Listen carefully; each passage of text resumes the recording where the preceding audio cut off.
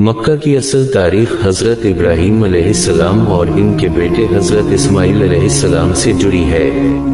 اللہ کے حکم سے حضرت ابراہیم علیہ السلام اپنی زوجہ حضرت ہاجرہ علیہ السلام اور ننھے بیٹے اسماعیل کو ایک سنسان وادی میں لے کر آئے، جہاں نہ پانی تھا، نہ کھجور، نہ آبادی۔ یہی جگہ بعد میں مکہ کہلائی۔ حضرت ہاجرہ علیہ السلام پانی کی تلاش میں صفا اور مروہ پہاڑیوں کے درمیان دوڑتی رہیں۔ یہی عمل آج حج اور عمرہ کا حصہ ہے۔ اللہ نے اسماعیل علیہ السلام کے قدموں کے نیچے سے زمزم کا چشمہ جاری کر دیا۔ پانی کی برکت سے لوگ یہاں آباد ہونا شروع ہوئے اور مکہ بسا۔ جب حضرت اسماعیل علیہ السلام جوان ہوئے تو اللہ نے حکم دیا کہ وہ اور ان کے والد حضرت ابراہیم علیہ السلام مل کر خانہ کعبہ تعمیر کریں۔ یہ دنیا کا پہلا گھر تھا جو صرف اللہ کی عبادت کے لیے بنایا گیا۔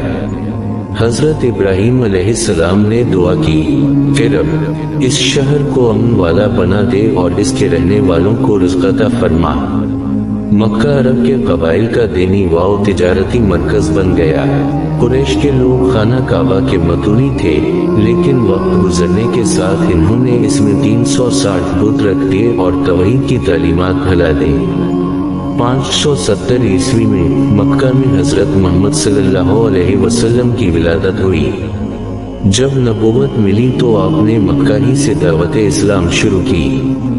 13 سال تک قریش نے سخت مخالفت اور ظلم کیا، یہاں تک کہ آپ اور مسلمانوں کو ہجرت کر کے مدینہ جانا پڑا۔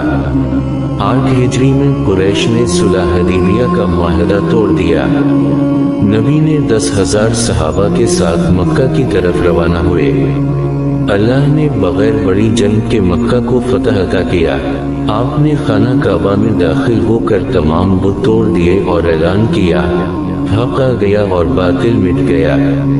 آپ نے اپنے دشمنوں کو معاف کر دیا اور مکہ دوبارہ توحید کا مرکز بن گیا۔ مکہ وہ شہر جو اللہ کے حکم سے حضرت ابراہیم اور اسماعیل علیہ السلام نے بسایا اور جسے رسول اللہ نے فتح کر کے ہمیشہ کے لیے شرک سے پاک کر دیا۔ اگر آپ کو یہ ویڈیو پسند آئی ہو تو ہمارے چینل محسن ہسٹری ہب کو سبسکرائب کرنا نہ بھولیں۔